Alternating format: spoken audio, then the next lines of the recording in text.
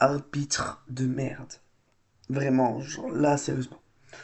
Hello les Savannah, hello les Savannah, j'espère que vous allez bien. Nouvelle vidéo débrief de match du 5-1 face à Marseille, mais également du vol qui s'est passé entre ASSE et Angers. Je vais d'abord commencer par OM ASSE, parce que je profite du moment que j'ai quelques images qui me reviennent, et je parlerai en détail de ce match volé. Et je n'ai pas peur de le dire, il est volé. Cet ASSE Angers est volé. Pour commencer, euh, on se prend une tarte, mais même une tarte, ça ne suffit pas. Une fessée face à cette équipe marseillaise. Une équipe marseillaise où tu lances ton buteur Amine Gouiri, où tu pars avec. Tu savais que tu pouvais t'attendre à rien. Et pourtant, tu pars quand même avec de la déception parce que Amine Gouiri marque un doublé, parce que tu te prends 5 buts, parce que tu n'arrives pas à rivaliser. Pose-toi les bonnes questions. Pose-toi les bonnes questions. Et puis, là, on peut même pas se plaindre de l'arbitrage, parce qu'en soi, l'arbitrage fait des belles. A fait, elle n'a pas fait un mauvais match. Enfin, l'arbitrage, voilà, il était justifié. Mais, pour moi, les Marseillais qui se plaignent de la faute qu'il y a eu sur le but de Balerdi, soi-disant qui a pas faute sur la sortie de l'Arseneur, qu'est-ce que vous plaignez? De quoi vous vous plaignez? Vous gagnez 5-1. Arrêtez de geindre. Mais bon, comme j'ai dit, je ne tarderai pas non plus sur ce point-là. Et je remercie encore Cyprien Marcou, euh, un ami marseillais. Euh, Belle victoire, il n'y a rien à dire. Voilà. Merci, mais merci de partager des moments de discussion avec moi. Maintenant, on va s'attarder un peu plus sur cette ASSE Angers. Et là, par contre, j'étais en COP, hein. J'étais au stade. Franchement, l'ambiance est incroyable et il faut dire les termes. On a l'une des meilleures ambiances de France. Je ne proclamerai pas sur on a la meilleure ambiance de France parce que je n'ai pas envie qu'il y ait du débat. Mais voilà, je pose ça là. Maintenant, faut parler des pénaltys, il faut parler du match en lui-même. Et là, par contre, il y a des choses à dire. On commence ce match avec avec une très mauvaise demi-heure où tu as Batobetika qui va faire la première faute, une faute visible qui vient consister en penalty. Tu t'encaisses ce but à contre-pied par penalty. Tu acceptes ce but par penalty parce que tu le sais que tu fais l'erreur. Tu l'acceptes. Tu te prends un centre, puis une frappe, ça tape la barre. T'as Abdelli qui revient. Bam, doublé. Il double la mise. Ok, 2-0. À ce moment-là, je vais pas vous mentir, j'étais déjà en train de stresser. Je me disais, c'est fini. C'est fini. On peut pas. Et puis, à la mi-temps, juste avant la mi-temps, tu as un corner. Et puis là, tu as de l'ambiance. Tu avais les verts. Et Cardona vient mettre cette tête qui vient réduire l'écart avant la mi-temps. Et ça fait plaisir. Ça fait plaisir. Et on a tout de suite repris espoir. On a commencé à parler entre Stéphanois et à dire il y a moyen que on vienne marquer.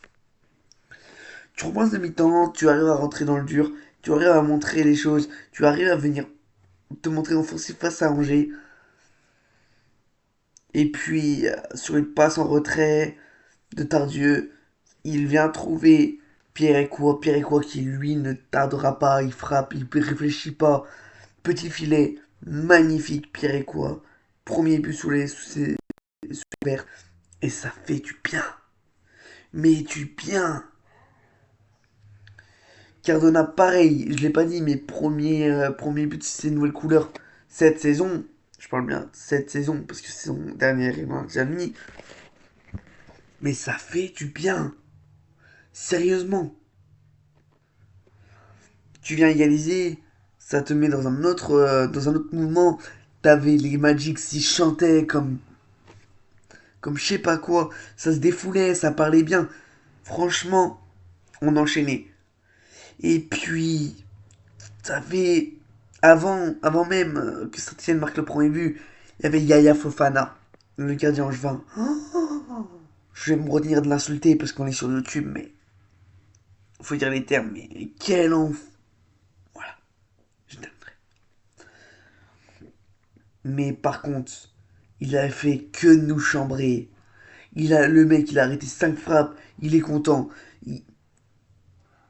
Va te faire.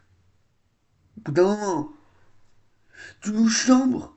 Et puis derrière, tu viens parler installé disant oh, il peut arrêter de m'insulter et tout.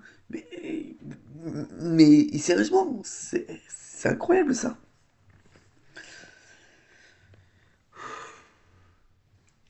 Puis, tu as David Ashvili sur une action solo.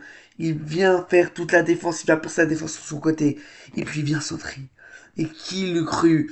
David Ashvili, passeur décisif à Cardona, après l'embrouille qu'il y a eu entre lui-même et Cardona, qui l'eût cru?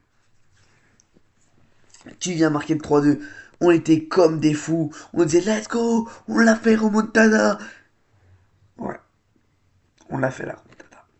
On l'a fait. Ça, c'est sans compter sur Angers.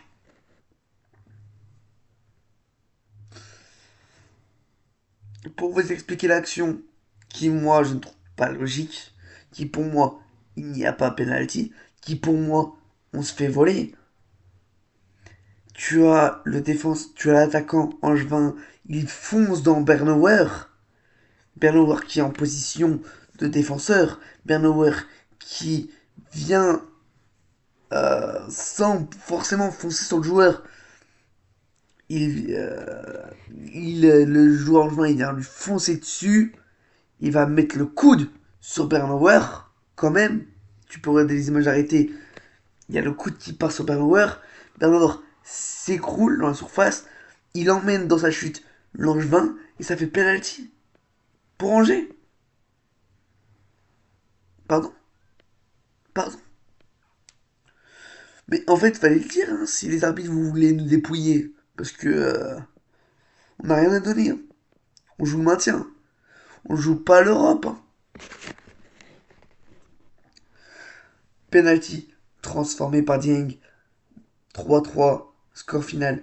On s'est fait, mais enfumé. On s'est fait bouffer par ces pénaltys, par ce manque d'arbitrage. La VAR, elle sert à rien. Et c'est terrible. La VAR, elle existe. La VAR, elle est faite pour regarder les actions au ralenti. Mais voilà. Et pour ma première expérience en COP, en Ligue 1, c'était juste incroyable. Vraiment, ça n'arrêtait pas de chanter. Même quand tu perds, ça y allait. Il y avait tellement de choses. Et il y a un truc qui m'a énervé. C'est les chambrages de Yaya Fofana après l'égalisation de son penalty. Yaya Fofana, il va se faire mais défoncer si jamais il revient incertain.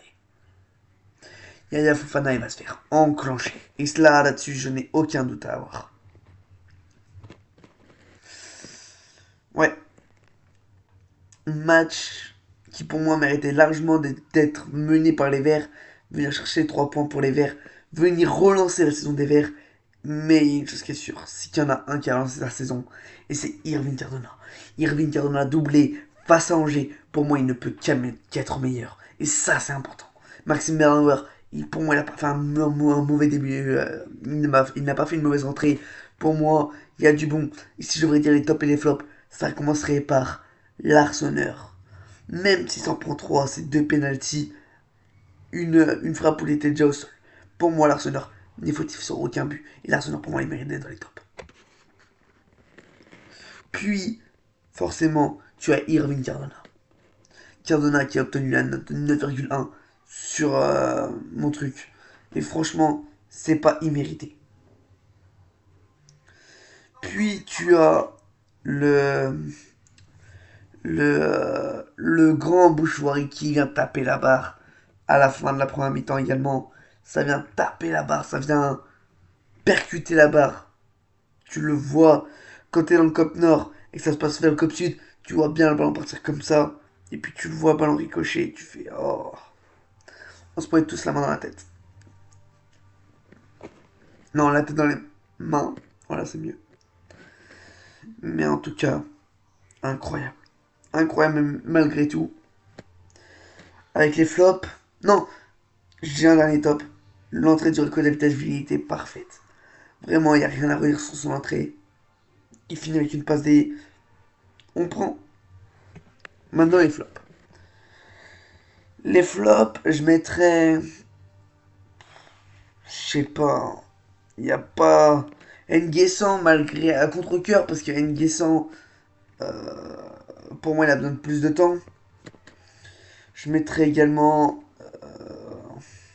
Je sais pas. Qui a vraiment mal joué? Personne, hein. Non, franchement, ils ont montré du positif. Et c'est ce qui est bon à retenir. Prochain match face à Nice. À Geoffroy Guichard, on attend un match nul. Même si on s'attend surtout à la défaite. On veut un match nul. Et on va aller le chercher. Dans tous les cas, vous me verrez samedi pour le débrief là-dessus. Samedi ou dimanche? Je crois que c'est samedi.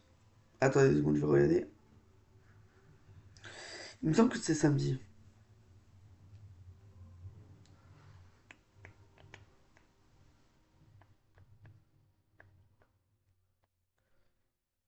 On joue samedi à 17h.